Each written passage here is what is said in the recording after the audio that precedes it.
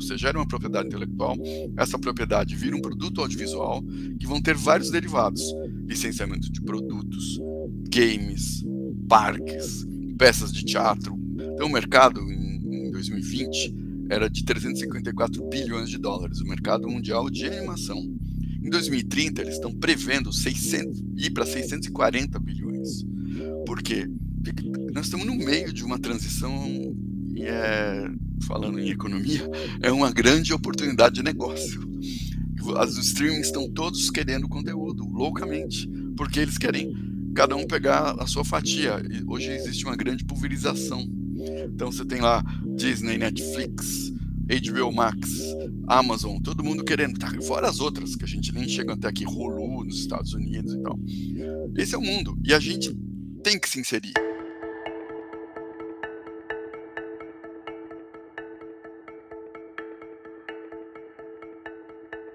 Olá, sejam bem-vindos a mais um episódio do podcast Missão Desenvolvimento. Eu sou Lavínia Barros de Castro, tenho o prazer de conduzir mais esse podcast. E para quem não me conhece, muito prazer, eu sou funcionária do BNDES e professora do IBMEC. Hoje a gente vai falar de um tema que eu sou entusiasta e, sobretudo, eu sou uma consumidora. A gente vai falar sobre animação. E para conversar sobre esse tema, eu tenho o prazer de entrevistar o arquiteto, designer, diretor de criação de animação e produtor da série Peixonauta, Luna, Darcilinha, e o Peixonauta integralmente brasileiro, né, que foi produzido pela TV Pinguim e que atingiu o primeiro lugar na audiência do canal Discovery Kids. Eu também tenho o orgulho e a satisfação de ter a nossa colega do BNDES, Luciane Gorgulho, chefe do Departamento de Desenvolvimento Urbano, Patrimônio e Turismo do BNDES, que é uma referência no banco, né, que assim dedica a vida para a promoção da indústria criativa, da cultura e do patrimônio histórico do nosso país. Então, bom, ninguém melhor do que eles mesmos para se apresentarem, então vou já passar a palavra para eles. E primeiro, por favor, então, o Kiko e, na sequência, o Luciano, se apresenta um pouquinho para os nossos ouvintes. Muito obrigada. Olá, Luciana. Olá, Lavínia. É um prazer estar aqui com vocês. É uma honra, na verdade, poder fazer essa conversa com vocês, onde eu tenho um imenso prazer de falar bastante da nossa área, que é tão estimulante sempre. Muito obrigado pelo convite. Eu sou Luciane Gorgulho, eu sou economista pela UFRJ, sou funcionária de carreira do BNDES há mais de 20 anos, durante 12 anos, até 2018, eu estive à frente do Departamento de Economia da Cultura, quando a gente teve a oportunidade de apoiar o setor de animação. Bom, acho que, desculpa, assim, vou falar um pouco como economista, né, porque minha formação também é de economista, e sempre acho que é muito interessante a gente abordar o tema, digamos, da economia criativa, né? Existem várias definições de economia criativa, mas, de forma geral, a gente pode dizer que é um negócio baseado em capital intelectual e cultural, né? E é, sobretudo, baseado na criatividade, né? Gerar o valor econômico a partir da criatividade, estimulando geração de emprego, né? Um setor que emprega muito, gera muita renda e, ao mesmo tempo, promove a nossa diversidade cultural, né? Desenvolvimento humano em último sentido. Mas toda vez que um economista vai discutir economia criativa, não é fácil para ele, né? Porque, no fundo, a gente está falando de uma mercadoria que não é mercadoria, né? Criatividade, a gente tem preço, a gente tem royalty, a gente tem mercado, mas, ao mesmo tempo, a produção de conhecimento, a produção de criatividade, ela é, em princípio, ilimitada, né? Ela é restless, como dizem, né? Ela não descansa nunca. Aliás, dá muito trabalho, como o Kiko depois vai nos contar. E por outro lado, colocar no mercado é sempre difícil, porque você tem que proteger os direitos de propriedade, que não é fácil. O consumo de uma pessoa vai acabar compartilhando, então é difícil reter o consumo, né? Tem características que os economistas falam de um bem público, né? Então, está todo mundo consumindo, nunca se consumiu tanto cultura online, né? Mas os artistas e os criadores raramente recebem uma remuneração justa, né? Pelos nossos cliques, pelas nossas visualizações. Então, para os economistas, pensar sobre esse tema, sobre conhecimento, criatividade, como mensurar, como valorar, como pagar o valor justo, é sempre uma questão desafiadora, né? Como é que você evita o problema do caroneiro, né? Aquele cara que usa e não paga, né? Usa o serviço e não paga. Então, para começar esse podcast, antes de pedir para o Kiko contar as experiências dele, eu vou pedir a Luciane que faça uma pequena explicação que é economia criativa, né? Aliás, 2021 foi o Ano Internacional da Economia Criativa para o Desenvolvimento Sustentável, né? Eleito pela Assembleia Geral das Nações Unidas. E justamente vem no momento da pandemia Covid-19, que totalmente paralisou a economia criativa. Então, eu queria que ela falasse um pouquinho desse conceito, nos explicasse um pouco. Obrigada. Lavínia, existem vários conceitos, né, sobre economia criativa, várias definições, como também sobre economia da cultura, tá? Vou tentar falar um pouquinho as principais referências para ajudar a gente a pensar. Então, a Comissão Europeia, no ano 2000, fez um estudo da economia da cultura em 25 países da região, né, quando estimou em 2,6% do PIB da região. Já a Ernst Young, em 2015, fez um estudo que estimou as indústrias criativas em 2,3 trilhões de dólares. O conceito, né, da indústria cultural vem desde lá do pós-guerra de Adorno, de Horkheimer, que era um conceito crítico, né, que contrapunha a arte à produção industrial de massa. E aí, depois disso, o conceito de economia criativa mesmo ficou muito cunhado, né, quando a Austrália lançou um relatório chamado Creative Nation, em 1994. E logo depois, em 1997, o Reino Unido, né, o Department of Culture, Media and Sports, né, equivalente ao Ministério da Cultura e Esporte deles, fez uma força-tarefa para mensurar, né, a contribuição dessas indústrias das artes, né, da cultura, para a economia de Londres, e os números foram bem representativos. Então, com isso, muitos países começaram a adotar esses conceitos. Um dos conceitos mais aceitos hoje em dia é o da Comissão Europeia, né, de 2006, que funciona na forma de círculos concêntricos, né, onde as artes seriam um núcleo criativo, né, na forma de som, texto e imagem. Depois você tem um primeiro círculo, que são as indústrias culturais, que são correlacionadas a esse insumo, e um segundo círculo mais afastado, que aí seriam setores criativos, onde a cultura ela entra como um elemento funcional. Esses setores criativos a gente pode citar, por exemplo, design, arquitetura, propaganda, que se utilizam da cultura como insumo, mas não são segmentos dito culturais.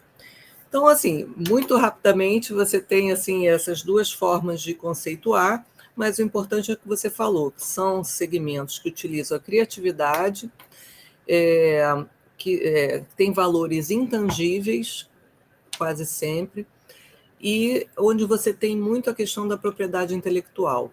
A gente vai poder falar sobre isso ao longo aí da nossa conversa.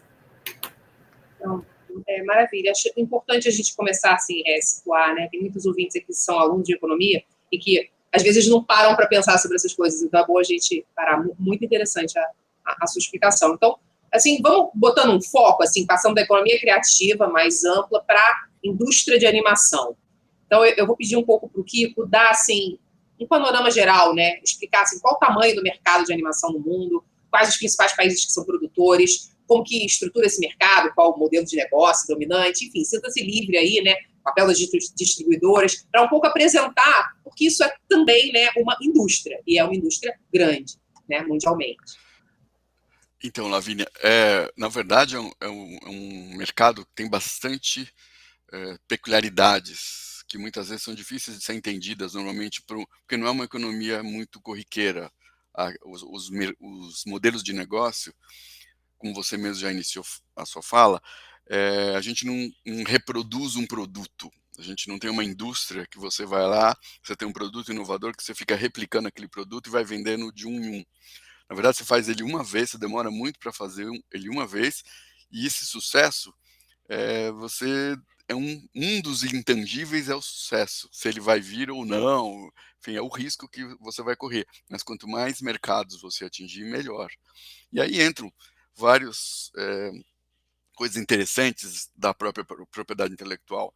Eu venho da área infantil, então o infantil tem a cauda longa, uma cauda maior do que o conteúdo adulto, Então, a primeira coisa que a gente tem de resultado positivo é a inversão do fluxo de royalties. Então, a gente sempre comprou animação do mundo inteiro. A gente sempre pagou royalties para o mundo inteiro. Aí, de repente, você começa a receber royalties. Isso é incrível. Isso aconteceu com o Peixonauta, que foi a primeira série nossa. Então, acho que esse é um resultado que nós conversamos muito com o pessoal do BNDES naquele começo, que foi um começo emblemático para nós, onde a gente aprendeu um monte. E muita coisa que eu vou falar aqui eu aprendi nessa necessidade da gente entender os modelos de negócio. O nosso modelo de negócio brasileiro, inclusive, ele é baseado em outros países. Então, quando a gente começou a formar o nosso mercado, a gente foi para o mercado externo. Então, a gente fez um programa de exportação de serviços que já foi o primeiro da Apex. Isso foi em 2004. Quando a gente chegar no mercado externo, tem um evento que chama MIPCOM, que é Merchan Internacional de Produção do Audiovisual. Eu me lembro agora como é que é a sigla direito. Que é em Cannes, no mesmo lugar do famoso Festival de Cinema. Você chega lá, era a retomada pós World Trade Center, pós atentado. Então tinha uma euforia muito grande no ar. Chegamos nós lá, todos animados e tal. Só que a gente fica desse tamanho. Porque todo mundo é um mercado estabelecido em todos os países, 1000 negócios acontecendo na nossa frente e a gente ali com os projetos embaixo do braço, uma situação muito, muito desequilibrada. No entanto, a gente persistiu, foi 2004, 2005, 2006. 2006 a gente fechou o contrato com um canal que é o Discovery Kids e uma coprodução com o Canadá, que até eu poderia explicar melhor o que foi esse namoro do Brasil com o Canadá. Mas o fato é que a gente percebia que a gente não tinha o nosso mercado interno. A gente via os outros como eles faziam, então a gente tentou aqui reproduzir um pouco a experiência francesa e a experiência canadense. Foi aí que até nós chegarmos ao Fundo Setorial do Audiovisual e tudo mais, que a gente pode entrar em detalhe depois. Mas, basicamente, o que é? A gente gera uma propriedade intelectual, como é o mercado infantil de conteúdo. Você gera uma propriedade intelectual, essa propriedade vira um produto audiovisual que vão ter vários derivados. Licenciamento de produtos, games, parques, peças de teatro, 1000 coisas. Então, realmente aí entra o intangível, porque os números de benchmark que a gente tinha na época eram estrondosos, e o maior sucesso da época era o Bob Esponja. Mas eu posso dar um número hoje que eu pesquisei e eu fiquei realmente muito surpreso, porque eu sei que teve um boom, todos nós sabemos, né, com a pandemia. Então o mercado em 2020 era de 354 bilhões de dólares, o mercado mundial de animação. Em 2030 eles estão prevendo ir para 640 bilhões. Por quê? Porque nós estamos no meio de uma transição e falando em economia, é uma grande oportunidade de negócio. Os streamings estão todos querendo conteúdo, loucamente, porque eles querem cada um pegar a sua fatia. E hoje existe uma grande pulverização. Então você tem lá Disney, Netflix, HBO Max, Amazon, todo mundo querendo, fora as outras, que a gente nem chega até aqui, Hulu nos Estados Unidos e tal. Esse é o mundo, e a gente tem que se inserir. A gente teve um momento aí, que estamos vivendo um momento ainda de reacomodação da situação, mas é o momento do Brasil se reinserir, porque a gente conseguiu se inserir na década de 2010. O Brasil ficou conhecido, nós entramos e de repente estamos lá. Era um player que conseguiu ter cota na TV paga. Então, a gente conseguiu montar o nosso mercado aqui. E sem o mercado interno você não consegue competir lá fora. Caramba, sensacional. Realmente esse salto, né? Porque é curioso, né? A gente precisa passar pela pandemia, aí vê toda essa crise no setor e de repente isso também muda, né? Bota o setor em outro patamar. E também, claro, precisamos problematizar também o que é esse conteúdo e como é que você gera, como é que você monetiza, né? Esse conteúdo e todos os modelos de negócio para monetizar. Aliás, deixa eu fazer uma provocação aqui para a Luciene, né? A questão aqui meio básica, né? Então, se a animação tem propriedade intelectual, então ela é inovação? Como é que é essa relação? Esse foi um ponto que sempre nos intrigou aqui no BNDES, porque normalmente você valoriza a inovação, né? O Brasil precisa de patente, o Brasil produz muito artigo e pouca patente, né? A gente vivenciou muito isso aí ao longo das últimas 2 décadas, e normalmente quando se fala em propriedade intelectual, patente, não se lembra do segmento né, do audiovisual segmento criativo. Mas o que eles estão gerando é um direito autoral, um direito conexo, e que dá direito a royalties aos seus detentores da mesma forma que essas outras atividades, como indústria farmacêutica, etc., né? Então, isso foi algo que a gente sempre defendeu, essa equiparação. E olha para você ver que semelhança, né? Você pega uma indústria farmacêutica, você tem lá os pesquisadores pesquisando um novo princípio ativo, né? E quando consegue encontrar uma coisa nova, tem um ganho, um lucro, e tem os produtos de cauda longa, que são aqueles que já produzem há muito tempo e que vão gerando uma receita marginal. Aqui é a mesma coisa, você tem um grupo, um núcleo criativo que fica ali, né, criando os personagens, criando as histórias, o roteiro, agregando esse valor, e lança um produto, pode ter um lucro, né, naquele momento mais inicial, mas também tem que viver desse catálogo, né, dessa cauda longa que o Kiko falou, que são aqueles personagens lá de trás que vão gerando ali, né, um pouquinho, mas sempre, né? Então, com isso, as produtoras podem ter meios de né, se manter economicamente ativas e com seu sustento aí pelas suas direitos de propriedade intelectual, que o Peixonauta, inclusive, já vendeu para mais de 100 países, né? A gente vai chegar lá, né? Você vai contar um pouquinho. Só que a gente usa uma metáfora que é interessante, que é a porta giratória. Então, tem crianças chegando e tem outras já saindo. Então, elas vão saindo, se desinteressando pelo que vão crescendo, aí vão chegando novas. Então, teoricamente, uma boa propriedade intelectual ela tem uma boa duração, porque vão vir novas crianças que nunca ouviram falar e que vão querer consumir também esse produto audiovisual, né? E tem as eternas crianças que assistem sempre, tá? Não esquece delas, não. Né? Tem as eternas crianças. Mas, bom, bacana. Mas, passando assim para essa ideia, que esse podcast, na verdade, ele um pouco, ele tenta desmistificar essa história, né, de Estado e mercado, né? É o Estado entrando, ajudando o mercado a se desenvolver, criando mercados onde ele não existe, né? E esse apoio a gente entende que tem muitas situações onde ele é fundamental. Assim, no mundo, como é que se dá essas políticas de fomento ao setor de animação? Existem políticas claras? Existem... como que se dá? Assim, pode falar 2 ou 3 experiências que você queira ressaltar? Bom, agora, a nossa experiência com isso, ela está ficando para trás, porque com essa mudança toda, na época que nós fomos para o MIPCOM, nesse 2004, 2006, o canal a cabo era a grande novidade, era um novo modelo de negócio, a gente estava acostumado só com TV aberta, que produzia os seus próprios conteúdos, que veio do rádio, essa verticalização que é muito característica do Brasil e do México, de alguns países da América Latina, mas fora daqui, a maioria dos canais, eles mal tem um microfone. E a TV paga, não tinha nada. A TV paga tinha um play lá dos Estados Unidos, era a maioria dos canais americanos, e nem microfone eles tinham, né? Então eles compravam conteúdo. Então eles tinham uma grade que eles tinham que preencher. E no Brasil, mal a gente conhecia o que era o conceito de produção independente. Produção independente, para o telespectador entender, é uma produção feita por uma empresa que não tem vínculo com qualquer grupo de mídia. Então, a minha empresa não tem nada a ver com o Globo, não tem nada a ver com o Netflix, não tem nada a ver com ninguém. Então, eu sou uma produtora independente. No entanto, isso tinha uma visão pejorativa a gente no Brasil antes, né? Que era produção independente era aquela que era feita na garagem, ou era feita à noite, quando dava tempo e tal. Nada disso, muito pelo contrário. É a retenção da propriedade intelectual. É a gente, ao invés de prestar um serviço, a gente está oferecendo, tentando vender, na verdade, o direito de veiculação de um produto que pode dar audiência para essa mídia, para esse streaming, para esse canal.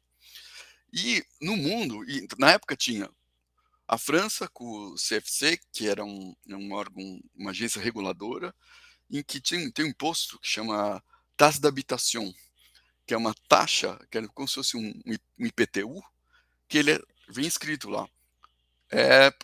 Esse imposto vai servir para o desenvolvimento da indústria audiovisual francesa. E as pessoas pagam, felizes da vida, pagavam, né? Agora está mudando um pouco. No Canadá, você tinha uma série de incentivos, dentre eles era retorno por impostos trabalhistas. Então, se você usava mão de obra canadense, no ano fiscal seguinte você descontava uma parte dos salários que você gastou no Canadá. E tinham vários assim. E nós tínhamos a nossa lei Rouanet, que não era adaptada à lei do audiovisual ainda, não existia a lei do audiovisual e não tinha muito menos lei para TV, para produto de TV. Então, aí que apareceu o artigo 39, que é a renúncia fiscal das, dos canais internacionais, que em vez de pagar 11% do imposto sobre os lucros remetidos ao exterior, eles retinham 8% para o seu bolso e pagavam usavam 3% para desenvolver a indústria local. Isso funcionou muito. Mesmo com a lei 12.480, que obrigava, 12.485, que obrigava aos canais a terem 3 horas e meia de conteúdo independente brasileiro, isso foi uma explosão de conteúdo, todos saíram ganhando, né? Apesar de que na época todo mundo via essa obrigação, uma coisa um pouco autoritária, foi super interessante. Só que o que nós estamos vivendo agora, em termos do mundo, enquanto a gente estava aqui em 2018 discutindo eleição, estávamos totalmente focados na eleição presidencial, a comunidade europeia, o Parlamento Europeu já estava discutindo como eles iam regular o mercado do VOD, do Video On Demand, dos streamings. Que esse é o grande problema. O streaming não tem território. Então, o que aconteceu? Atualmente, a gente já começaram a regular. Então, Espanha e França saíram na frente. Aí você liga o Netflix e fala, nossa, Casa de Papel, nossa, Deep Sun, nossa, por quê? Não é mágica isso. Significa que é mais ou menos 1/4 do faturamento, 1/4 do resultado é obrigado a investir em produção local. E a gente no Brasil está vivendo um vácuo nesse sentido, porque a gente não tem qualquer imposto. É uma maravilha. E o que acontece nesse sentido? Vem o streaming e eu vou lá oferecer um projeto para eles, eles falam, nossa, eu vou querer. Aí vem um contrato. Ué, por que não ficar com tudo? E por um preço que eu quiser pagar, porque não tem concorrente, não tem regulação. É isso que nós estamos vivendo. Então, a relação da produção independente com o streaming está virando de serviço. Nós estamos ficando sem a propriedade intelectual, que é o que vale mais nesse momento. Pensando aqui, importante esse ponto, acho que refletir realmente sobre isso, né? Como a gente vai querer monetizar, né, no futuro e pensar, começar a repensar essas questões regulatórias também. Eu acho que eu vou pedir agora, já que você já introduziu o tema do Brasil, né, um pouco o que eu queria saber, como é que se desenvolveu o setor de animação no Brasil, né? Quais os instrumentos que foram financeiros que contribuíram para isso, e aí eu acho que eu já podia entrar um pouco com a Luciane e contar um pouco o papel do BNDES nesse apoio do setor, né? Falando do edital de cinema, do Procult, contar um pouco essa experiência, né, para a gente. Houve essa parceria, essa cooperação com o Canadá, né, que trouxe aí teve a formação dos primeiros animadores brasileiros, acho que foi na década de 70, né? E que depois vieram a fundar o Animamundi, que foi também uma vitrine muito importante. Aí eu puxei um pouco para o Animamundi para poder também contar isso, né? Eu, lá pelos meus 20 anos, assim, nem sonhava trabalhar nesse segmento, né? Nem tinha ainda feito concurso para o BNDES. Eu fui assistir o Animamundi uma vez, ali no Cinema Estação de Botafogo, que é também outro local fantástico, né? Da cultura, da promoção desse tipo de conteúdo. E aí vi uma série de várias pílulas, né, de animação, e sem saber que tinha uma brasileira ali dentro, né? E achei assim fantástico. No final, quando eu vi os créditos, e essa pílula era o Amigãozão, que é do animador Andrés Liban, também uma outra produtora, 2D Lab, fantástica, um grande animador criativo, que tinham feito ali a primeira pílulazinha. Acho que foi com uma política pública, um recurso, o Seed Money ali da antiga TV Cultura, né? E estavam ali apresentando junto com as melhores animações do mundo, e realmente achei fantástico que era brasileiro. Então, acho que eu já tinha, desde aquela época, essa admiração, né, de que no Brasil a gente tem o talento, a gente precisava ter boas políticas públicas, recursos, financiamento. Mas, Kiko, te passo aí a bola para você contar um pouquinho da história. Não, nós sempre tivemos animação no Brasil. E no meados dos anos 90, a publicidade estava em alta no Brasil. Então, era uma prestação de serviço de altíssimo nível que se fazia em animação. E eu e a Célia, nós fundamos a produtora em 89, então a gente pegou um pouco disso, só que a gente queria fazer conteúdo. E a gente sabia que era muito difícil a negociação com a TV aberta comercial. A TV aberta comercial, na verdade, ela fazia uma cota ao contrário, era curioso isso. A gente chegava com o nosso projeto lá, e geralmente ia parar no departamento comercial, porque não tinha curadoria ainda, não existia o editorial dentro dos canais. Eles tinham programas infantis para ganhar dinheiro com a publicidade, como qualquer outro programa, né? Eles olhavam o nosso produto e falavam assim, nossa, lindo, mas sabe, eu vou nas feiras internacionais, eu compro tudo que já fez sucesso lá fora, e eu me garanto aqui, por que eu vou arriscar com vocês? Então a gente percebeu que tinha que ir para o mercado internacional, foi por isso que nós fomos parar lá no MIPCOM em 2004. E já tinha uma conversa um pouco melhor com a TV pública. Então a TV pública, sim, ela abria espaço. Então nós participamos do Castelo Rá-Tim-Bum, que foi um programa emblemático da TV Cultura do começo dos anos 90, onde tinham coisas lá dentro inéditas, e foram surgindo talentos. E esses talentos, aos poucos, foram migrando da publicidade e indo parar na geração de produção independente, que eu acho que essa é a diferença, é a grande coisa. Então, no caso do amigãozão, o Andrés Liban conhece há muitos anos. Ele foi todo mundo prestando serviço, eram muitos autores que não tinham ainda conhecimento mais macroeconômico, não tinha ainda a figura do produtor executivo dentro das produtoras, que é fundamental. No nosso caso é o Ricardo Rosino, que é uma pessoa formada em economia que só olha para isso. E isso não tinha. Então eram autores que tinham que pagar o DARF no fim do mês, ficava todo mundo nervoso, contratava um contador e pá. E aí ficava todo mundo trabalhando para pagar esses DARFs. Era uma roda viva muito, muito ruim. Isso foi mudando. Então a gente, contando um pouco da minha história, quando ela se juntou com o BNDES, a gente foi para fora, conseguiu botar o Peixonauta, assinar um contrato com o Discovery Kids, que foi uma coisa inédita. Voltamos para o Brasil e começamos a ver como que a gente vai fazer para pagar a nossa parte. A gente conseguiu um coprodutor canadense que ia fazer 30% do projeto, e a gente ia fazer 70%. Era uma produtora grande, era a Nelvana, só que na época a Nelvana estava passando por um momento de crise, ela desistiu do projeto no meio. E a gente estava lá com uma data para entregar, sem ainda com o projeto desenvolvido, mas a gente começando a animar, quando surgiu o Procult. Nós fomos até lá. E o Procult, obviamente, além dos recursos, ele teve uma função super importante que o Ricardo sempre fala, o Ricardo Rosino. Ele é muito educativo. Ele faz as empresas crescerem, as empresas virarem gente grande. Elas começam, de repente, a falar, não, planejamento a longo prazo, plano de negócios. Isso não se fazia, era tudo assim. Vamos ver como é que vai ser o ano que vem. Essa improvisação é muito ruim.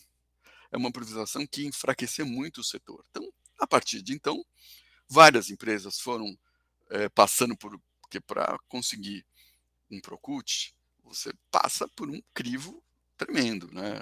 Um monte de aprendizados, uma documentação muito grande para realmente provar que você vai ser capaz de produzir aquilo, de cumprir com a sua obrigação como empresário e como produtor. Então, e o BNDES, não é porque a Luciane está aqui na minha frente, mas ele salvou a nossa pátria. E eu tinha muito mais cabelo na época, eu sempre brinco com isso, que eu tinha muito mais cabelo na época. A gente chegou a ter o risco de tudo a perder. 2 ou 3 noites a gente voltou para casa assim arrasado, porque não tinha como, a gente fazia a conta, não vai dar certo. Aí veio o Procult, que na época era uma parte desse que era o meu perigo aqui. Uma parte do artigo 1º, né? Uma parte do artigo 1º, era uma parte emprestada, e outra parte era não reembolsável, que era essa do artigo 1º do banco. Então, com isso, a gente conseguiu fazer isso. Fazendo uma boa explicação, seria que essa parte que o banco colocou, não reembolsável, era a nossa propriedade intelectual. porque o resto era de quem colocou o dinheiro. Então, para nós isso foi muito importante. E aí, a partir do momento que você entrega uma série inteira, você muda de patamar no mercado internacional. Eles começam a te olhar diferente. Ah, vocês foram aqueles. Sai na mídia toda.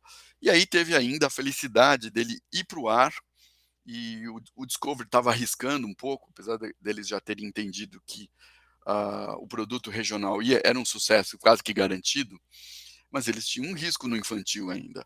E ele foi para primeiro lugar na TV paga, na frente de esporte, na frente de filme. E a gente ficou surpreso, nós ficamos super felizes. E a partir daí foi uma porta aberta, um portão que se abriu para nós, e foi muito bom, né? Eu acho que se não fosse isso, se a gente não tivesse montado um sistema do dinheiro vir de outras fontes, a gente não teria realizado, acho que não teria acontecido. E a partir daí foi um monte de outras produtoras, as produtoras vão se falando, vão surgindo os outros Procuts, a indústria vai crescendo. Então, a gente passou de 2 séries brasileiras no ar para 44 em 4, 5 anos. 44 séries brasileiras no ar. É uma coisa inacreditável. Os gringos ficavam surpresos, até culminar na lei do cabo, né? Que é uma grande vitória. Vamos chegar na lei, mas deixa eu te brincar aqui. Vamos contar agora, enquanto isso, do outro lado da Batcaverna, a Luciane trabalhando aqui loucamente no BNDES. Conta um pouco como é que foi também os desafios internos do banco e como que se deu esse papel do banco, por favor. Bom, naquele momento, né, que começou, o departamento tinha sido recém-criado, né, com essa missão de desenvolver a economia da cultura, esse lado economia presente nos segmentos de cultura, como audiovisual, games, editoras, livrarias, etc. Ficou logo claro essa carência, né, de linhas de financiamento para essas empresas. Você não tinha naquela época o Fundo Setorial Audiovisual, você tinha poucos recursos não reembolsáveis também disponíveis. Então, o Procult ele foi pensado para ser uma parte de empréstimo, mas que dava direito a uma parte não reembolsável, que o banco se utilizava da Lei Federal do Audiovisual, de dedução fiscal, né? Então, colocamos o nosso direito, né, de uso de incentivo fiscal a favor de estruturar as empresas, né, de conceder, não com a ótica de fazer apenas um filme, uma série, mas com a ótica de estruturar essas produtoras um pouco mais para que elas pudessem crescer. No caso da TV Pinguim, lá atrás foi o primeiro financiamento, mas depois depois mais, né, 2 vezes, 3 no total, ela pegou outros financiamentos e foi, né, crescendo cada vez mais. E a lógica, falando dos desafios, né, esse tipo de financiamento, primeiro, ele tinha que ser de longo prazo, ter uma carência relativamente grande, porque o processo de produzir animação ele é lento, né? Depois eu queria até ouvir essa métrica aí do Kiko, porque é incrível, assim, 1 minuto de animação, o trabalho que dá. Então, ele precisava de uma carência grande, um prazo longo para pagar, né, para ter uma prestação assim pequena, que a empresa conseguisse ter o tempo de crescer, de vender esse produto aí para vários países, várias plataformas, e principalmente tinha que respeitar a característica intangível dessa propriedade intelectual. Então, a gente não podia trabalhar com o modelo tradicional de indústria, com garantia real, né, me dá sua fábrica, sua usina, seu terreno, isso não existe. Aqui a riqueza está nas pessoas, nas cabeças criativas. Você não precisa de grandes equipamentos, né? É realmente a criatividade.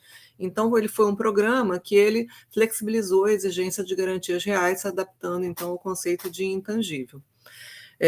Bom, foi inovador, né, para o padrão do BNDES, mas na época assim foi delimitado um orçamento, né? Então assim, vamos fazer um teste, vamos fazer um programa com um orçamento definido e um tempo definido, e a gente faz uma avaliação ao final. E o Procult acabou sendo prorrogado aí várias vezes pelo sucesso assim, de iniciativas como essa. Acho que essa questão é muito importante, né? Às vezes trabalhar com pilotos, né? Em que a gente define um orçamento como se fosse um orçamento de risco, né? Mistura com recursos não reembolsáveis, tão importantes, né? Para alavancar, né? Nessas coisas inovadoras e, sobretudo, quando envolve intangível.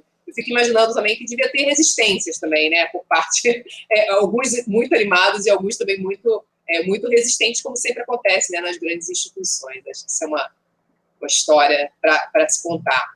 Bom, assim, o BNDES apoiou, né, o Peixonauta, então foi um super gol, né, que a gente fez. E acho que, assim, bom, eu acho que eu vou pegar esse gancho que a Luciane já começou a falar, pedir para o Kiko contar um pouquinho como é que é esse processo técnico de criação e produção, né? Essa coisa intensiva em mão de obra, essa métrica que ela falou de 1 minuto de animação, fiquei um pouco curiosa aqui para saber. Eu acho que a animação, além de negócio, ela tem uma função social num país como o nosso. Então, é um emprego jovem, muita gente que trabalha nos estúdios, às vezes é o primeiro emprego. Então, existe um certo fluxo de pessoas que vão aprendendo e se interessando pelo setor, pela próprio glamour, que ele é um setor muito glamouroso. É muito interessante você fazer coisas que vão aparecer na TV, vai estar o teu crédito lá na lista de créditos. E eu acho que isso é muito estimulante e é um trabalho muito de equipe, mesmo agora na pandemia. Isso a gente até poderia depois falar, mas o pertencimento a uma equipe é uma coisa muito importante. E tem uma hierarquia que são planos de carreira, só que em funções completamente diferentes. Então tem organizar texto, roteiro, falas e tudo mais, diálogos. Depois você tem desenho, logicamente, storyboard, que é a pessoa que vai passar o verbal para o visual. Depois você tem os animadores, depois você tem os que vão fazer cenário, o pessoal de áudio que vai gravar a locução dos atores, o pessoal de finalização, pós-produção. Então, é um mundo, é uma fábrica, é uma linha de produção. Então, a grosso modo, a gente tem ainda uma herança dos programas semanais. Então, as séries são feitas, assim, geralmente por um múltiplo de 13, que é cada 4 meses são 13 episódios, né? Não, 13, cada 3 meses são 13 episódios, né? Que dá uma semana a mais. Então, geralmente o mercado é assim, uma série de 26, uma série de 52, que não tem o menor sentido hoje em dia isso, mas continua se usando isso.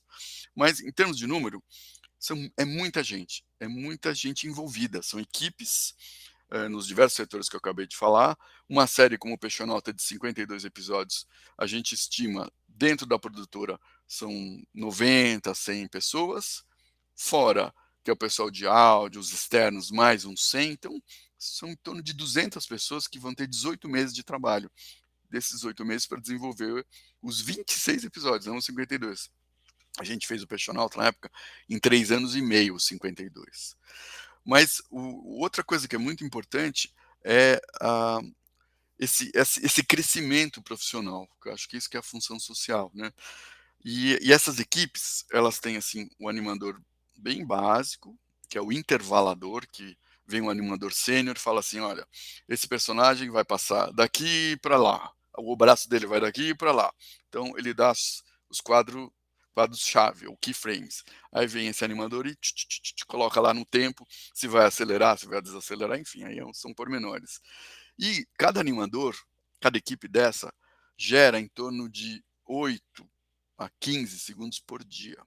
Então, um episódio de 11 minutos, mais ou menos um mês e meio, só que são equipes que estão trabalhando é uma escadinha, né? Uma já está aqui na cena 10, outra está começando na cena 1 daquele episódio. Então aquilo vem vindo, e depois as entregas vão sendo alternadas, assim. E essas equipes estão o tempo inteiro trabalhando, e é uma fábrica, não tem outra palavra. O longa-metragem é um pouquinho diferente, porque é uma dedicação intensiva a uma narrativa, a uma curva dramática muito maior, muito mais intensa, e o longa-metragem também ele tem um aprofundamento técnico e artístico muito maior.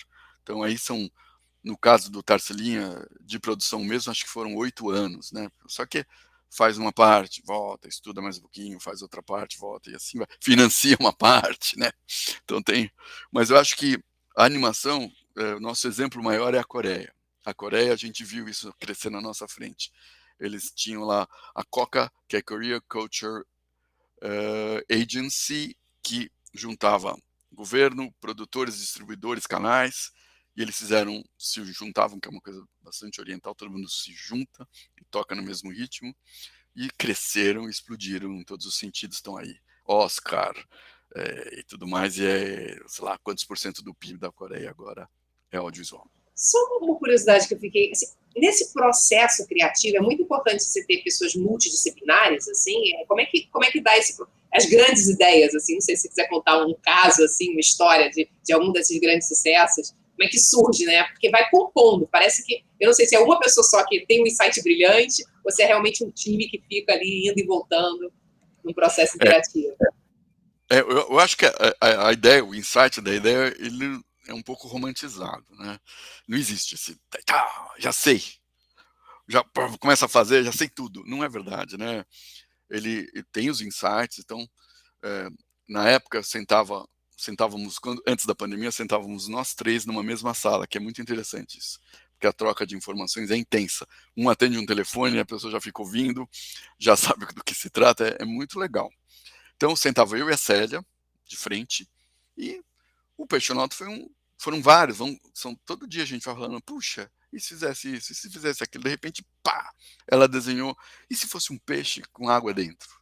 Aí foi, aí vai indo, um peixe, poxa, que legal, ele pode ser uma visão da criança, como se fosse uma criança olhando o mundo seco pela primeira vez, então ele vai achar estranho vento, poeira, gota, ele estava embaixo d'água, ele não via isso, né?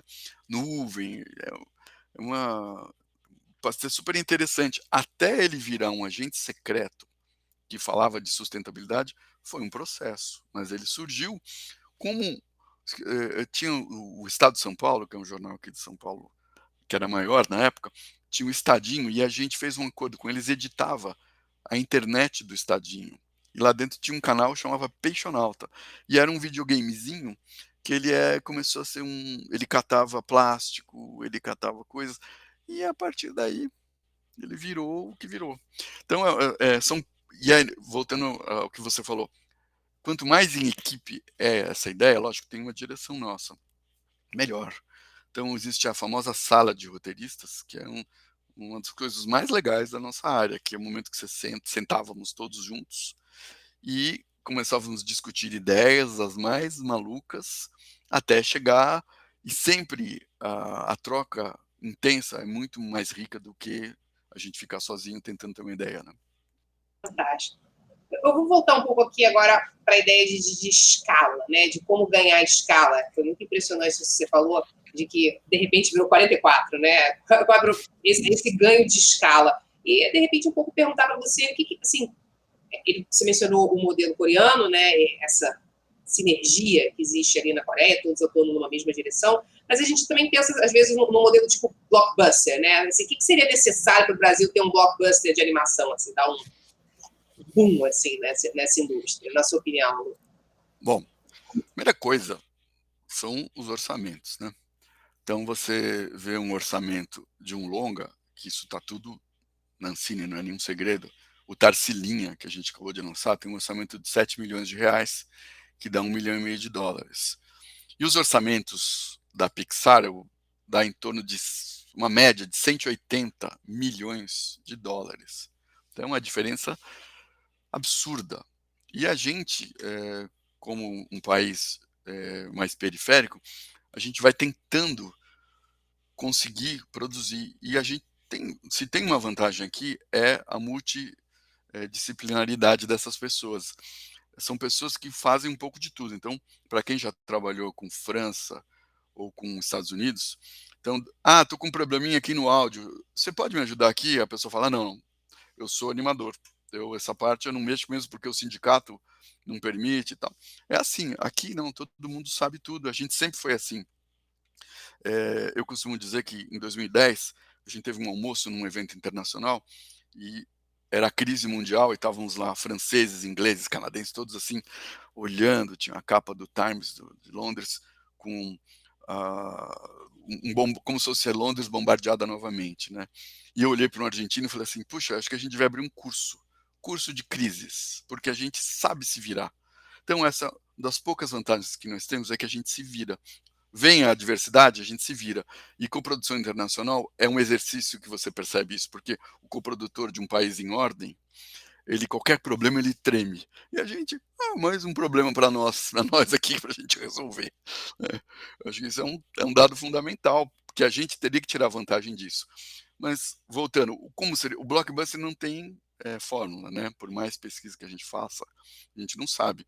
Mas, certamente, a gente deveria ter mais recursos. Então, o ideal seria, para surgir um Blockbuster, seria agora, por exemplo, nessa janela de oportunidades, a gente ter um acordo com o streaming, com algum desses grandes, Amazon, Netflix, em que eles colocassem boa quantidade de recursos e a gente também botasse uma parte, se fôssemos sócios no IP, na propriedade intelectual, e aí sim a chance seria maior.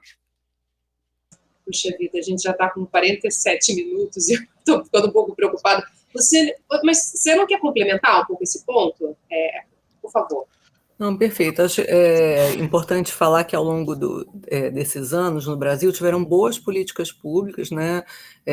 A primeira, a Lei 12.485, que garantiu, né, uma cota mínima de tempo, né, na TV para as produções audiovisuais independentes, né, poucas horas, 3 horas e meia por dia, metade horário nobre, então, não, né, por semana, né, metade horário nobre, e esse pouquinho já gerou uma demanda assim que foi exponencial. Então, políticas públicas como essas deveriam ser fomentadas para estimular um setor que tem muito potencial.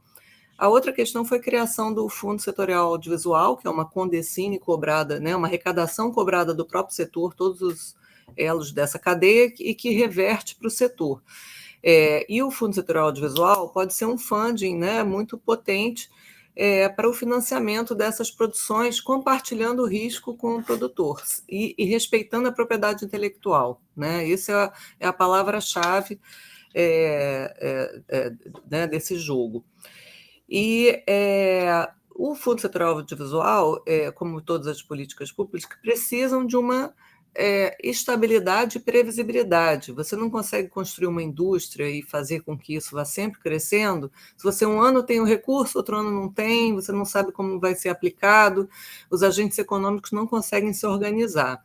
Então, acho que existe, né, já o arranjo legal, que é o Fundo Setorial Audiovisual, existem recursos, eu acho que a gente tem que começar a apostar mais nessa indústria audiovisual e de animação, porque a gente tem talentos fantásticos, como a Célia Catunda e o Kiko, como o Andrés Liban, a Rosana Urbis e tantos outros animadores, e a gente precisa ter essas políticas públicas e esses recursos.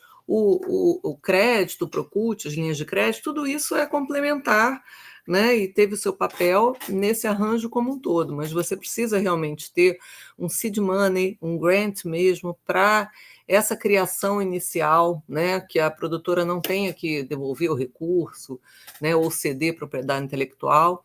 Então, você tem que ter essa gama de arranjos aí para a gente poder, então, em algum momento, chegar a ter o nosso blockbuster, porque talento a gente tem. Eu posso complementar uma coisa? Por favor.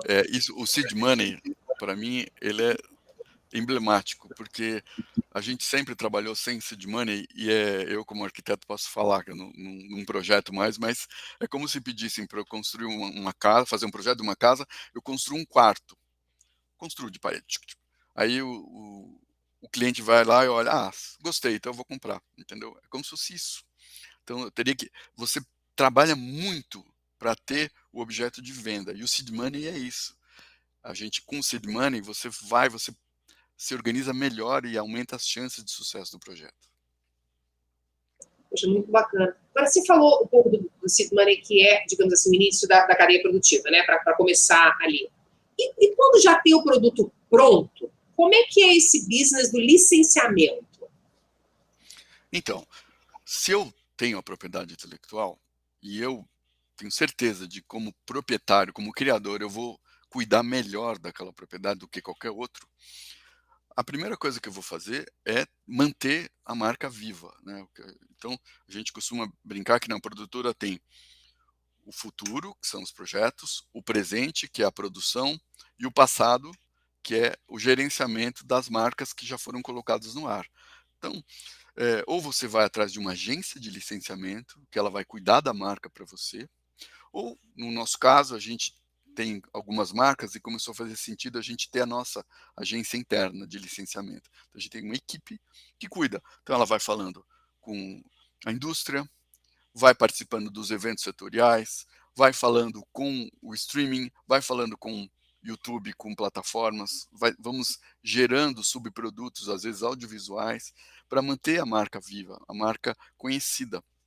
E aí fora o mercado externo, que o mercado externo é uma coisa assim muito complexa, mas que cada país tem as suas diferenças. Então, tem propriedades que fazem sucesso em determinados países. Então, para mim, o mais curioso é a Itália.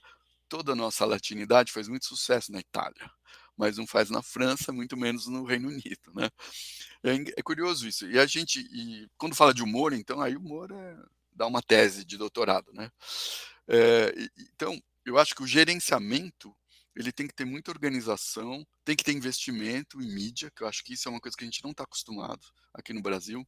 Tem que sempre pensar que você tem que manter aquilo vivo. Então, além de veicular, você tem que ainda continuar, hoje em dia, nas redes sociais, né? É uma coisa bastante complexa, mas que o proprietário, se ele detém, se ele quer se organizar para isso, ele tem que manter uma equipe super atenta às oportunidades. Pois é, quais são as tendências? Eu queria perguntar para os dois, né? Quais são as tendências que a gente deveria estar atento nesse mercado de animação atual, nesse mundo pós-pandêmico, né? Desesperador.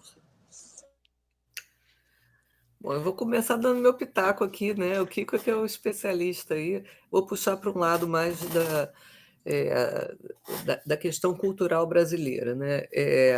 Eu acho que a animação, como qualquer produto audiovisual, qualquer personagem, também é uma forma de você exportar soft power, você transmitir alguns valores, alguns conceitos intangíveis para outros mercados. Então, tem um valor que vai muito acima do que aquele do mercado ali da venda daquele produto audiovisual e que muitas vezes é subestimado. Então, só para pegar o exemplo, assim, Peixonauta tem cenários que a gente olha ali e vê claramente, né? É o Rio de Janeiro, é não sei aonde, assim, cenários brasileiros, uma música, né, com essa ritmo brasileiro. E pegar esse exemplo da Tarsilinha, que foi lançado, né? Kiko até contou que não sei se vai dar tempo de falar aqui hoje, mas que nem foi de propósito, mas está sendo lançado, está em cartaz até para quem quiser ver, um filme lançado no ano que o Brasil comemora os 100 anos da Semana de Arte Moderna. Então, você está criando um produto que está perenizando, perpetuando uma imagem de uma grande artista brasileira, Tarsila do Amaral, do modernismo brasileiro, né, daquilo que o Brasil criou e produziu para o mundo. Então, acho que realmente é uma indústria, uma criação que tem que ser muito fomentada e ter muita atenção, né, de todos nós, gestores públicos e privados.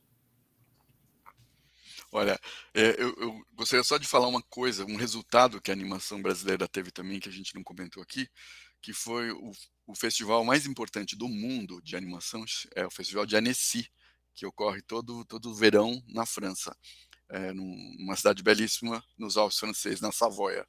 E a gente ganhou 2 vezes nesse meio tempo, com O Menino e o Mundo e Histórias de Amor e Fúria.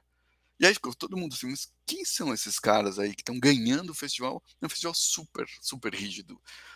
Para você ganhar, você tem que ser muito, muito bom. Então, foi incrível esse resultado. Eu acho que o Brasil agora tem uma fama muito boa. E a grande janela de oportunidades agora é o streaming, que o streaming está querendo comprar. O streaming mudou. Antigamente a gente tinha canal pré-escolar, canal infantil, depois passava para juvenil e adulto. Agora é uma pulverização absurda. Você tem de tudo. E essa pulverização, eles querem todos os tipos de animação, para criança pequena, para criança grande, para tudo. A janela de oportunidade é agora. O que falta são políticas públicas, a regulação que a gente já comentou aqui do streaming no Brasil, porque a hora que acontecer isso, vai acontecer de novo esse boom. Esse boom ele vai se repetir, não tenho dúvida. E eu acho que tem um ganho a mais nessas séries de animação, que é uma coisa absolutamente intangível, que é a diminuição do nosso complexo. Que eu, quando eu via animação totalmente importada, eu sempre via aquele ônibus laranja, aquela neve, e falava, putz, eu não faço parte do mundo direito. E essas crianças agora totalmente inseridas. Eu acho que isso é uma vantagem que a gente não tem como medir esse resultado, mas é um resultado de fato. Então eles vão se sentir cidadãos muito mais inseridos no mundo e vão talvez crescerem muito mais e serem mais felizes, né? Interessante isso, porque ficou um pouco de localização, né? Existe esse conceito atualmente, né? Que você valoriza o nacional, né? A Luciane falou da questão da música, da Tarsila, valorizar. Você traz a história, você valoriza, né, o seu conteúdo nacional e, ao mesmo tempo, você torna isso global, né? Você está ali inserido. Né? Então, é muito interessante, essa mistura mesmo, né? Essa troca, né? De criação de cidadãos globais com a valorização da cultura e dos elementos nacionais, né? Muito, muito bacana. Poxa, infelizmente, a gente está chegando no final do nosso tempo, do nosso episódio, e eu queria que vocês deixassem uma mensagem, sabe, para os nossos ouvintes, se possível, aí uma mensagem para a gente do que fazer. Obrigada. Pode ser a Luciane primeiro, e aí depois o quê? Pode ser? Bom, acho que já foi bastante dito aqui, né? Valorizem a animação brasileira, a gente tem talentos fantásticos no Brasil. A gente esqueceu de citar do Oscar, né, de animação, com o Menino e o Mundo, Ali Abreu também, outro craque. A gente tem talentos enormes, vamos valorizar esse segmento, ele é muito gerador de emprego e renda, ele pode ser uma atração para jovens, né, que estão fora do mercado de trabalho e que se interessam em desenvolver essa ferramenta. Então, é um segmento com muito potencial e que a gente, né, precisa valorizar mais. Então, a animação, eu sou um entusiasta total, e meu pai era médico, eu brincava com ele que eu era que nem um médico, que o médico tem que ser obcecado para ser um bom médico. Então, para ser animador, você também tem que ser obcecado. A gente pode errar mais um pouquinho do que ele, né? Mas o que eu acho que a animação, por ela partir do papel em branco, ela já leva tantos traços culturais que eu acho que ela é um instrumento de exportação de cultura muito importante, além desse gerador de emprego. E complementando isso que a Luciane falou, os jovens, a gente tem casos incríveis de jovens que começaram no setor e hoje em dia viraram craques, então, por causa da pandemia, trabalhando para fora, ganhando em dólar e super valorizados, que nem futebol, praticamente, né? Então, eu acho que é um setor extremamente promissor, que eu acho que a gente tem que promover e estimular, e a gente nem falou disso aqui, fora o uso na educação. Então, o uso da educação é super importante, e a gente muitas vezes desperdiça o poder de um personagem com a autoridade que ele tem sobre o público jovem infantil, criança. A criança tem uma relação afetiva super forte com os seus heróis. Isso é um poder para ensinar, um poder pedagógico incrível. A gente mesmo agora com o Show da Luna, nós estamos fazendo um material para estimular a ciência para a pré-escola e o Fundamental 1, para as meninas principalmente. É isso. Então acho que é assim que tem que ser. Então a animação é muito importante. Obrigado. Que delícia de podcast. Muito, muito obrigada, gente. Aprendi muitíssimo. Um tema realmente apaixonante. Gente, muito, muito obrigada. Até uma próxima.